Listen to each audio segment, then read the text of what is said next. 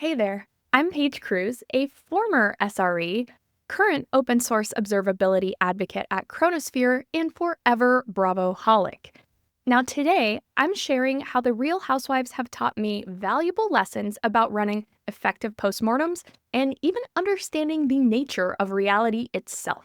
Let's dive in. For those unfamiliar, the Real Housewives follows groups of affluent women in different cities as they navigate relationships, businesses, and social lives. Now, what makes reality TV fascinating to me is how it reflects the multiple layers and perspectives on reality, from the housewives themselves to the producers and even us as viewers at home. My central argument today is that the power of an effective postmortem, like a productive housewives reunion, isn't about establishing the objective truth. It's about engaging with multiple valid, incomplete, and sometimes competing perspectives to uncover deeper insights about our system, our responses, and ourselves. Now, there are plenty of ways to adapt traditional postmortem templates and meetings approaches accordingly, which I'll be sharing. But really, the genesis of this talk really came to mind while I was rewatching Beverly Hills Season 1. There was a typical she said situation between Kyle and Camille.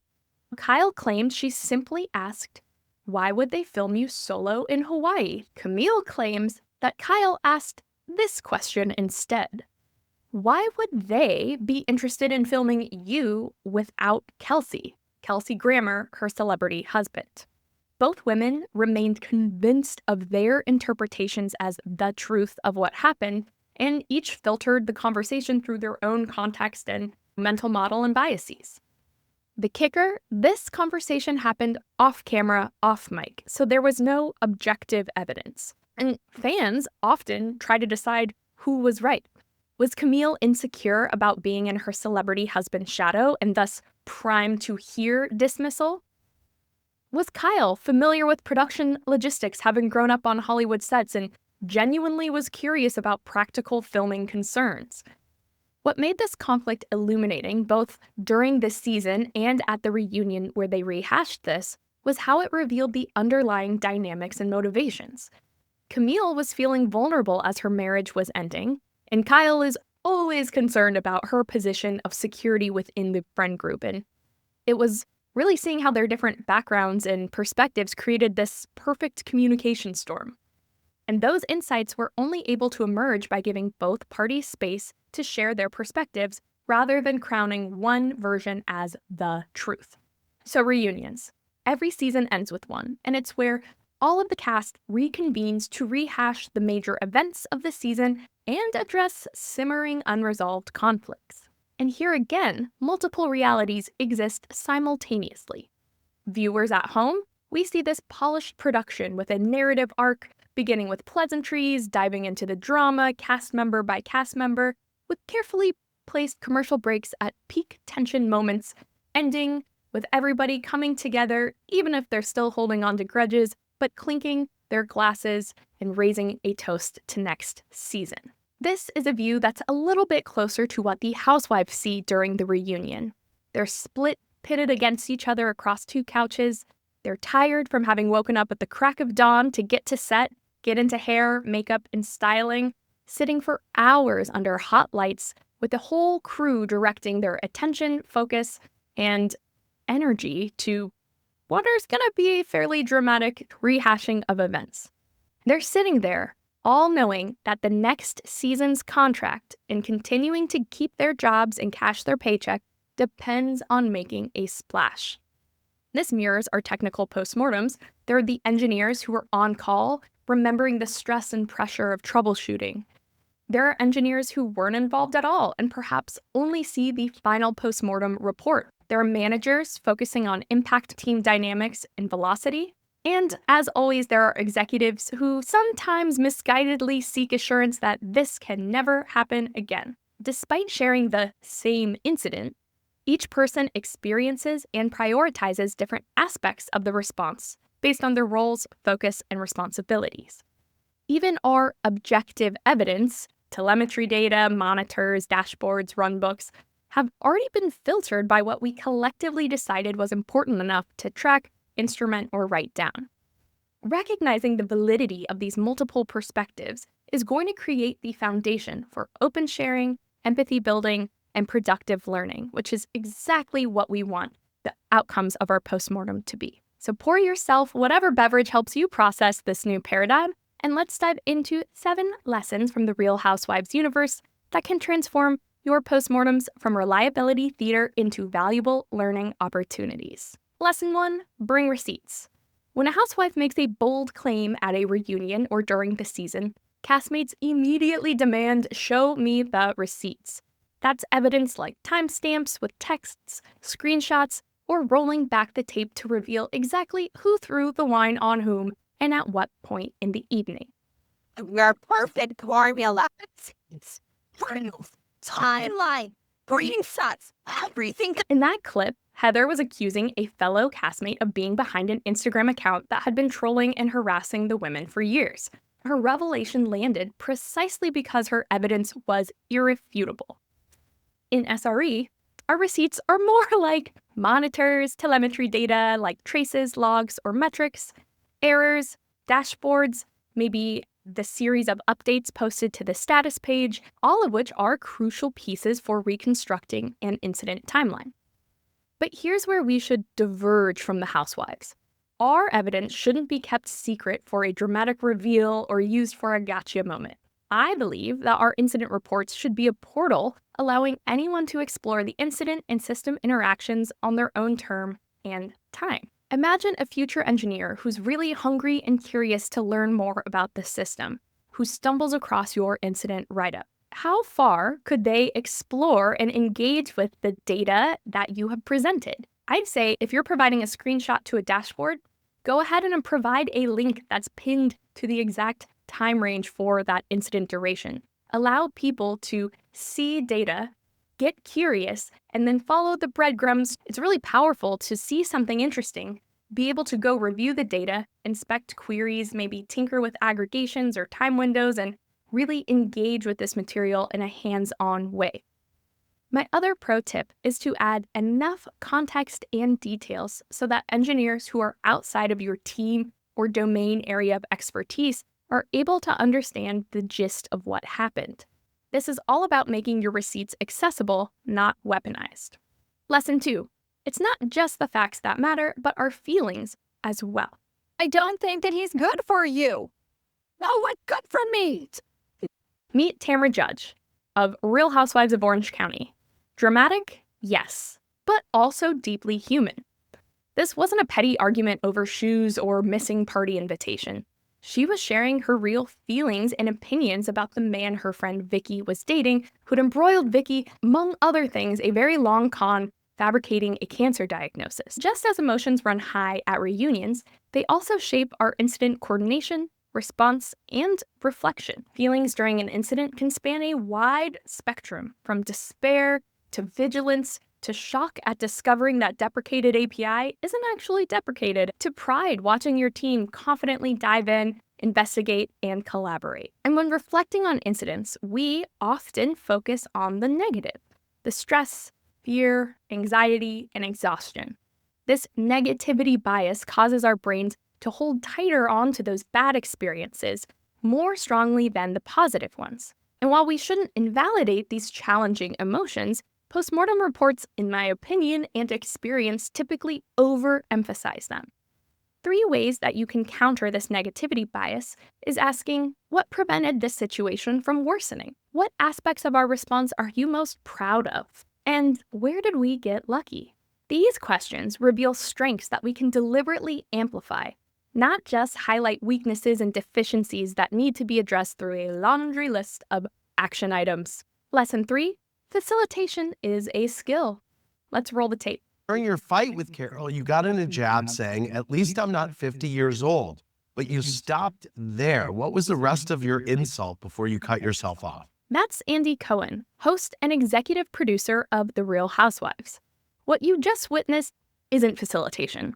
It's provocation, designed to generate viral moments at the expense of participants' comfort and dignity. This approach creates the exact opposite of psychological safety.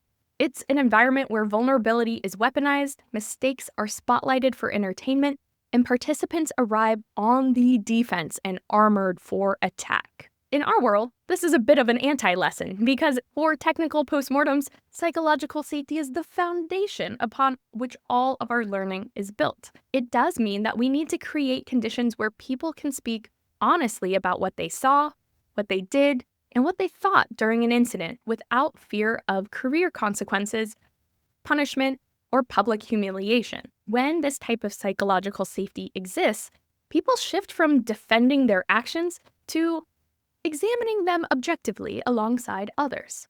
And this transformation isn't just nice, it's necessary for meaningful learning to occur. And you can cultivate this by modeling curiosity rather than judgment when asking questions, explicitly stating that the goal is to learn, not to blame, and acknowledging your own mistakes and limitations. Balancing airtime is another crucial aspect of facilitation. This chart comes from an account called the Bravo Analyst that tracks the screen time each cast member gets throughout the season. And what makes this data so fascinating to me is that all of the women are filming roughly the same amount of time and hours, but as we can see, some dominate the final edit and others barely appear. This reveals the invisible hand of production, the deliberate choices made behind the scenes about whose stories get amplified, whose conflicts drive the narrative, and whose perspectives are going to shape the viewer's ultimate understanding of events. In our postmortem, the facilitator plays this producer role, and without careful attention to balancing airtime, the loudest voices, often the ones with the most seniority or sway, can dominate. This means different perspectives get filtered out, not because they lack value, but because they don't have space to be expressed. Notice how Andy's question, "What was the rest of your insult?" immediately would put anybody on the defensive. It frames the housewife as the aggressor and invites judgment rather than understanding. In contrast, effective postmortem questions focus on the how rather than the why. Why questions often come across as accusatory and trigger defensiveness. Why didn't you check the logs? Implies a failure or deficiency. How questions, however, invite description and exploration. How did you approach troubleshooting at that point? Which opens space for the responder to share their context and thought process. And I'll just add, facilitation is absolutely a skill that can be learned and honed through practice and feedback. If you're looking to develop this skill in yourself, I highly recommend the Debriefing Facilitation Guide from Etsy, circa 2016, but totally evergreen. And lastly, as a facilitator, your mindset and energy sets the tone for the entire meeting and the vibe of the room. And it doesn't have to be stuffy or sterile. At SRE Con, Katie Wild from Sneak shared that she begins every incident review by playing a specially selected song that she thinks relates or ties to the outage. This change transformed postmortems into anticipated meetings, creating a buzz around what song was Katie gonna pick and play. I think this is a fabulous way of getting people primed, open, feeling creative, and ready to share. If you need musical inspiration from the Housewives universe, an incident relating to a cloud spend surprise, try It's Expensive to Be Me by Erica Jane. If you've got a security breach, Insecure by Candace will have your back. And Delayed Logs Causing a Logjam, Don't Be Tardy for the Party by Kim Z. This brings us to Lesson 4, the meeting before the meeting. Part of SRE involves influencing without authority, and I've interpreted this mostly as strategic networking. Because while formal postmortem reports and meetings are essential, significant value can emerge from conversations outside those official channels. I haven't heard from her in a couple of months. She sends me a text yesterday, basically trying to silence me. It was so manipulative. It was so calculated. Here, Kyle was attempting to control the narrative through backroom deals and secret pacts, which fans refer to as self-producing, or in the corporate world we might call the meeting before the meeting. The other thing I noticed in that is Dorit's splashy, dramatic reveal was likely egged on by her own producer, who was incentivized to get high ratings. And producers, again, remain largely invisible despite wielding enormous influence. They're the ones asking leading questions in confessionals, They create situations designed to trigger conflict, and ultimately are the ones who decide what narrative threads to develop and air and what gets left on the cutting room floor. But in SRE, I do think we could put on that producer hat and wield narrative shaping power for positive outcomes. Amy Tobey introduced me to the concept of one-on-one debriefs in her brilliant talk at SRECon, One-on-One SRE. Unlike Kyle's manipulative texting, these one-on-one debriefs strengthen working relationships and deepen collective understanding. Where Kyle sought to silence perspectives, these one-on-ones deliberately create space for voices that might otherwise remain unheard. Amy's approach includes some powerful questions like, what surprised you most about this incident? Were you able to access the support you needed during the response? Did our tools and documentation serve you effectively? And my favorite, did you practice self-care before and during the incident? This question rarely appears in standard postmortem templates, which is wild because responder well-being fundamentally affects everything from incident duration to the quality of the long-term solutions proposed.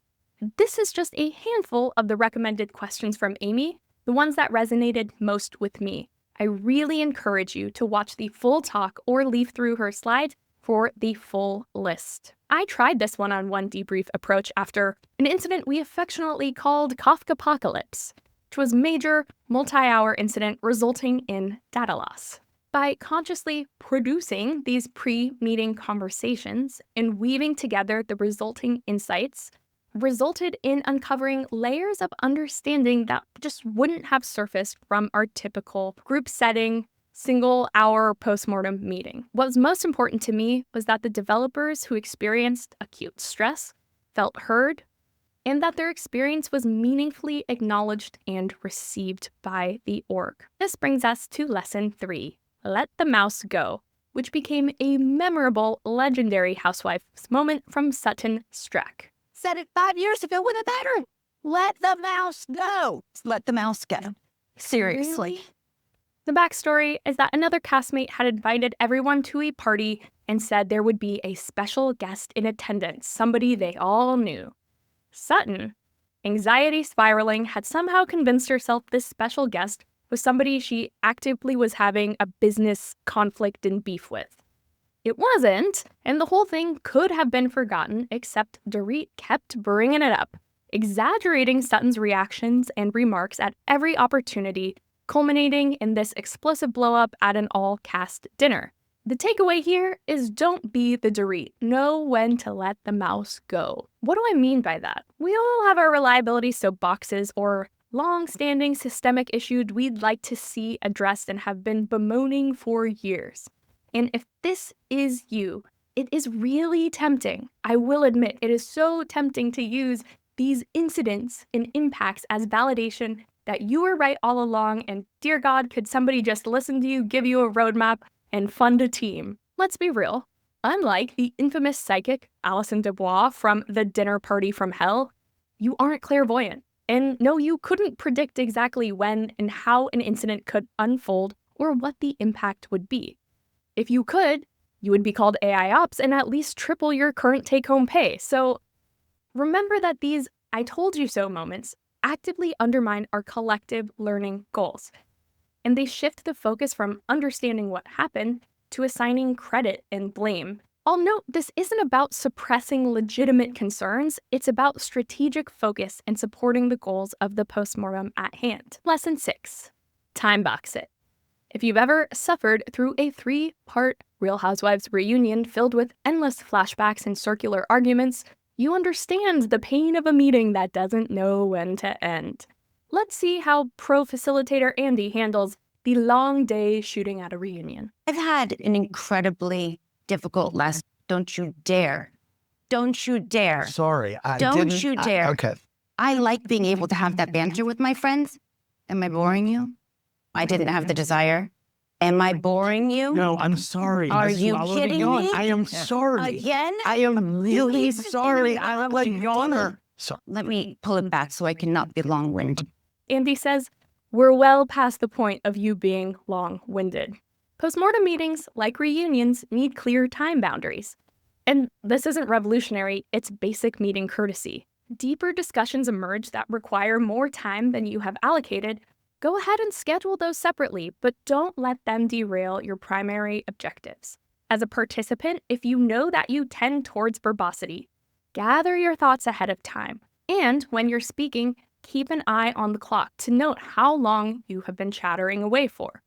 Or perhaps challenge yourself to listen first and only speak after multiple people have shared. On the flip side, if you're the facilitator, you should probably have a sense of who might send things off track and prepare strategies to reroute the conversation. Respect everyone's time by staying focused on your learning goals and on time. No mega multi-hour marathon meetings, please. We do not need a 3-part postmortem. Finally, lesson 7, most important of all, avoiding the blame game. The way we talk about blame, at least within tech and reliability, has evolved across my career span. From blame as the default, which unfortunately is where many organizations are stuck today, to blamelessness, which I think also somehow lost its way after becoming buzzwordified, leading to today's measured, blame-aware approach.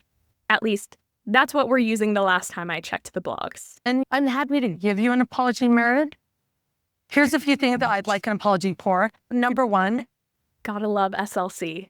In that clip, Angie wasn't willing to hold herself accountable until Meredith apologized for the very long list of grievances on that prop scroll.